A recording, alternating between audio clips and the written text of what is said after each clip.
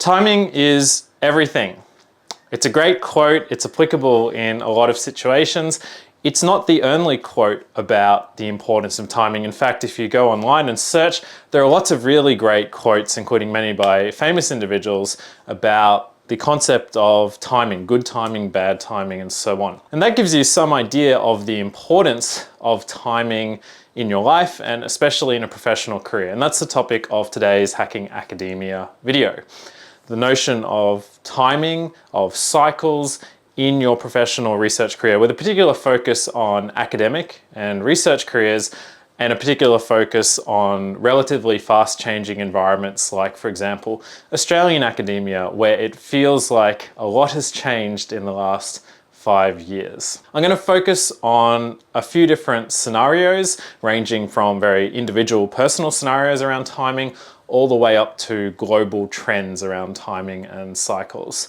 I'll talk a little bit about how you can understand where you are in a timing cycle, how that might influence your behavior or your tactics for a particular activity, before wrapping up the video with some final thoughts. I'm going to start with a personal concept around timing that comes up surprisingly often in an academic context.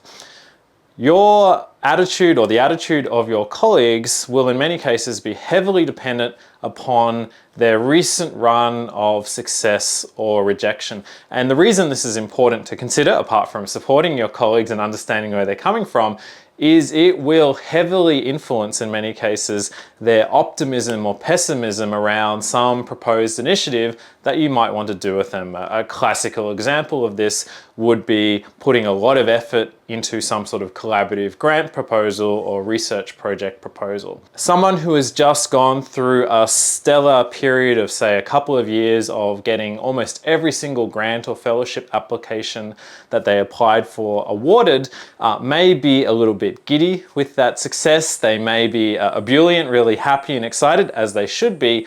But one of the consequences of that is, if they're not careful, they may become very, I guess, laissez-faire around the concept and the amount of effort involved in applying for a new initiative, for example, the one you're proposing with them, and also the real prospects of that initiative.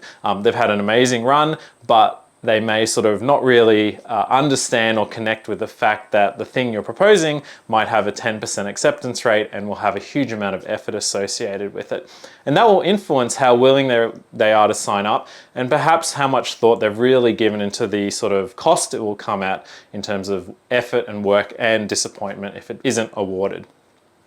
At the other end of the scale, again at the personal level, you may reach out to a colleague who's just had this horrendous run of bad outcomes. So they might have spent the last 2 years, 3 years getting grant after grant and fellowship after fellowship rejected, and not surprisingly, they're going to be perhaps very dismayed, very disappointed, perhaps very cynical and pessimistic about their chances. And again, this will inevitably color their judgment or assessment of whether they want to do the exciting thing that you're proposing that they do with you. And again, it's not blaming them for that attitude, but it's something that you should be aware of when you approach people to collaborate at an individual level, because they will be, even though they may try to adjust for it, they will be heavily influenced by what the last few years has been like in terms of their appetite and their optimism or cynicism about doing this thing that you're proposing. Another very common aspect of timing and cycles occurs in the academic context at the organizational level. So this would be at a university-wide level. And there's lots of examples of timing. So people will joke about this quite a bit, but there's a strong element of truth to it, which is that universities, individual universities, will go through strong cycles. A few examples of this would be specialization versus generalization. So for periods of, say, 5 to 6 to 7 years, typically, a university may decide to specialize in a very small number of specific areas and throw a lot of resource into recruiting, into supporting research in those areas, engagement, promotion, all those sort of things, perhaps at the indirect cost of all the other areas of the university. And then at a different time in the cycle, the university may try to generalize and spread its resources more evenly throughout all the research activities, for example, that the university does. Different universities will not always be in sync about this. So you may look at one university that is specializing and one university that is diversifying or generalizing or moving into new areas.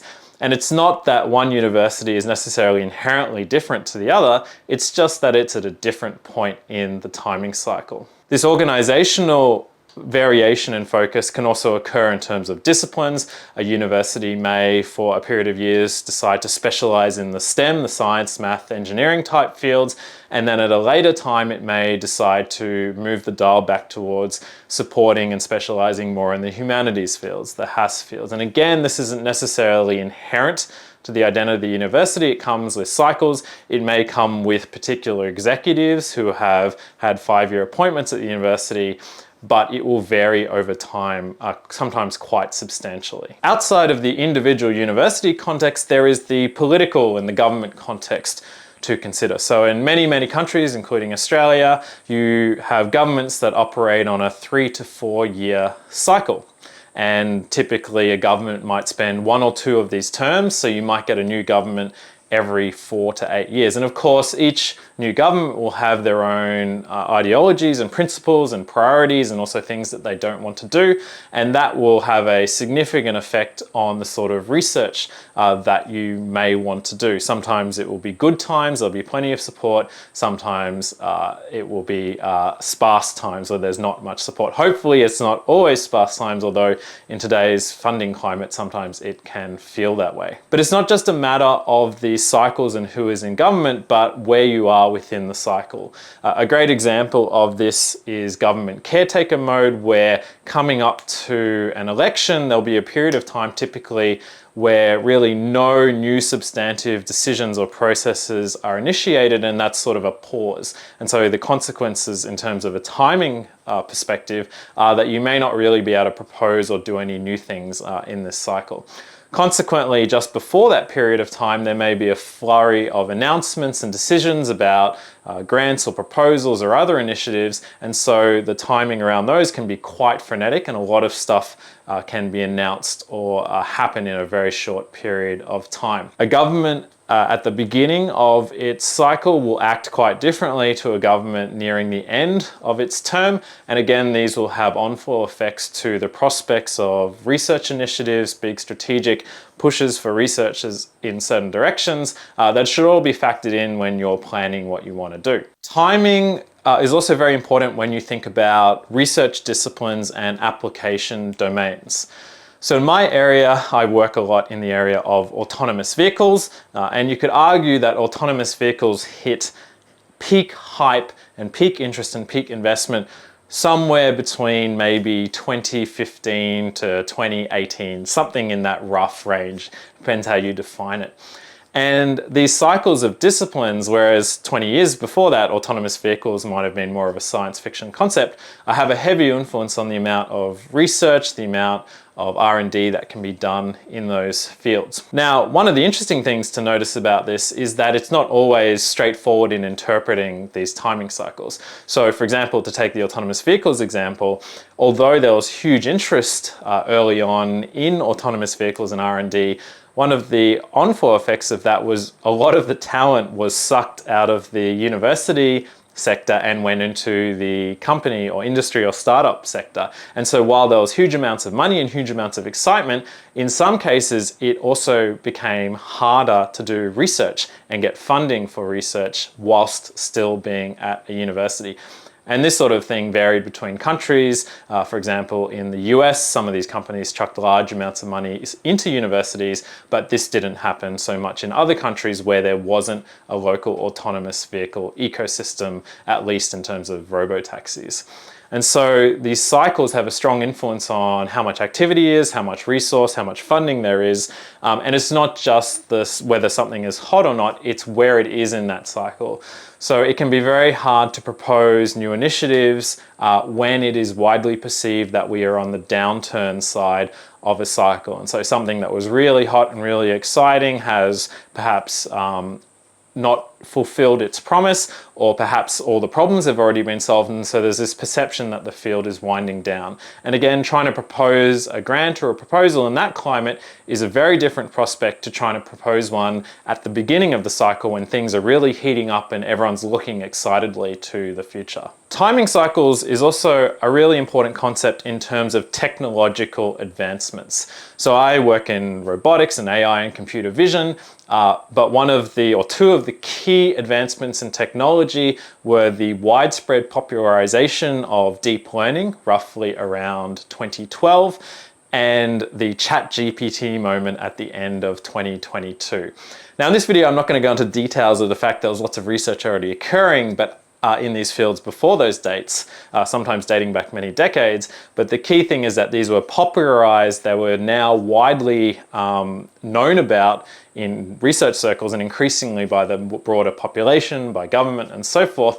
And these were really transformative. And these were relatively sudden events, especially the ChatGPT event. And so the timing around these is really important because suddenly things can change a lot in terms of your professional career. Two examples of this was I was a very junior member of a large national and international research center in robotic vision, and it was just getting started as deep learning was becoming a thing. And so we had to really completely rethink how we were going to approach doing a lot of the research in that because deep learning really was a game changer. And in my particular area, which is, I guess, positioning and navigation for robots, it completely changed how we did a lot of research in that field. More recently, a good example of this was we had an international discussion summit for robotics a few months before the ChatGPT moment. We're trying to plot out the future of the field, the future of the science of the field, and then that all gets sort of thrown into confusion with the ChatGPT moment, the popularization of large language models, and so forth. And so timing can be quite an abrupt concept in terms of technological advancements, and being able to respond quickly. If you can respond first and be the first mover, sometimes that will give you a really great advantage in terms of making some of the key research and development advances associated with that. A career development or career advancement concept around timing is the issue of the timing of job rounds and promotion rounds. A great example of this is that in some countries, for example the US, there are fairly standard timings around when new faculty jobs at universities are advertised and the processes. And so there is a lot of alignment with this across the country, and conversely, it becomes hard to sort of land a job not at those times. In other countries, for example in Australia, this is more of a continuous process, and at the moment it's more of an ad hoc process. But still, if you are looking to get a job in academia, for example, doing it when they are actively hiring, especially in a structured way, is obviously going to be much more profitable than doing it out of round, so to speak. Now, you will hear stories about specific individuals having positions created for them spontaneously. This does happen, but it is not normal. It is pretty exceptional in most contexts, and you wouldn't want to rely on this as a strategy. One of the onflows to how you should make decisions about this from this timing concept is simply that you may have a stellar profile, have a lot to offer, but if you go to a university that you want to work at and the timing is wrong, they've just finished hiring, there's an agreement that there'll be no more hires for the next 12 months, you're almost certainly not going to be successful, even if you are massively overqualified for the job. Conversely, if you are in at the right time and suddenly there's a huge funding influx and a huge round of hiring, they're growing their teaching courses, you may find it surprisingly easy, relatively speaking at least, to land a job. So timing and understanding the timing of things like job processes in academia is really critical, so you don't spend a lot of effort at the wrong time that will all be wasted. Timing is also important in terms of the general economy and the general financial state of your sector. For example, the university sector. So in the last 20 years, there have been times when at least some universities have been relatively flush with funding. They've been able to fund strategic discretionary initiatives to, for example, start up a large number of institutes or centers, each of which may have tens of millions of dollars of funding thrown at them. And in those times, the prospect of proposing a strategic initiative or being recruited as a senior hire to those universities is completely different to in tight financial times. For example, what has happened spottily throughout the pandemic, where there's been this so-called belt tightening, there have been layoffs, and so the ability to really propose and get really big initiatives off the ground like this is an order of magnitude different to what it might have been just a few years before.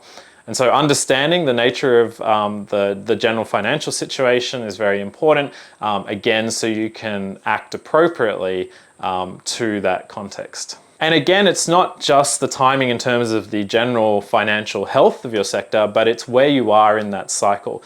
And so organizations often work on a one-year funding cycle, and very commonly, surprisingly commonly, even if finances are tight, there will be a point near the end of their financial year where they will have unallocated funding. Perhaps some things didn't come through, they couldn't predict it, and they will have the opportunity to either spend that money in a hurry or to lose it and perhaps jeopardize the size of their budget the following year. And there's lots of jokes and satire around this whole process.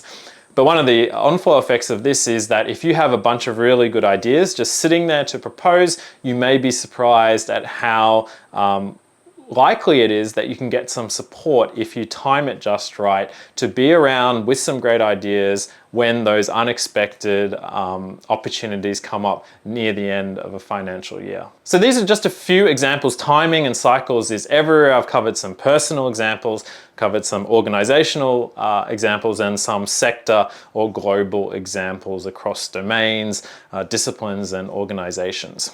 So how do you use this information? Well, the first is that your actions should probably vary. Your tactics, your strategy for your career should be affected by these timing cycles. To do that, you first have to understand the timing cycles that exist in your particular discipline, your particular country, your particular organization, and you have to understand where in that timing cycle you are. Luckily, it is relatively easy to find this out. And number one is reading up, talking to people, especially senior people who are experienced and know what's going on. They'll be able to give you a pretty good idea of whether times are good or bad and whether things are on the upswing or winding down. And so you should be able to get a pretty good feel for where you are in the timing cycles that are relevant to you. I should emphasize too that these timing cycles are a factor. They shouldn't completely dominate your decision-making process, but you will have potentially less stress and less unintentionally bad outcomes if you at least consider the timing cycles in making decisions. In terms of what you should do, once you have an understanding of the timing of the important factors to you, the sort of things that this should affect in decision making is, for example, whether you try to propose something right now or whether you hold off for 6 months. If you have information that the timing is such or the cycle is such that your proposed initiative or the thing you want to get off the ground is basically dead on arrival because of the general context, then you know that you could potentially devote your time right now to other productive things and come back to it in 6 months' time. Another example of this would be going for a job. Working out and understanding the timing of various recruitment cycles is really, really important so that when you express interest or apply, you know there's at least a non-zero chance of getting the job that you're going for, as opposed to being completely out of round and therefore just basically being ignored. You want to make sure you maximize your return on effort and investment put into your job hunting processes. The final concept around timing is really important, and it actually contradicts some of the advice that I've given earlier in this video. One of the really important things to understand is the timing, even despite your best intent, is often not right for something. So to take the job example, you may apply for a job, you may go through the interview process, and you may, for whatever reason, not match the criteria that they're looking for, or you may just be beaten out by a candidate who brings even more to the table. While the timing was wrong at that particular point in time, the timing may be right unexpectedly, perhaps 6 months down the track. And if you've made yourself known, if you've met the people who are interviewing you, they will most likely remember you when the timing is indeed right. And they may come back to you, they may even offer you a job directly, even though that wasn't part of the original plan. It wasn't something that they knew about or you knew about 6 months before. And so one of the key aspects of timing is that the timing will often be wrong right now for the thing you want to do, but there's a good chance that that timing will at some stage be good in the future. And by networking, by introducing yourself, by putting yourself in the frame for those opportunities, even if the timing right now is wrong, you massively increase your chances of capitalizing on those later opportunities when the timing is much better.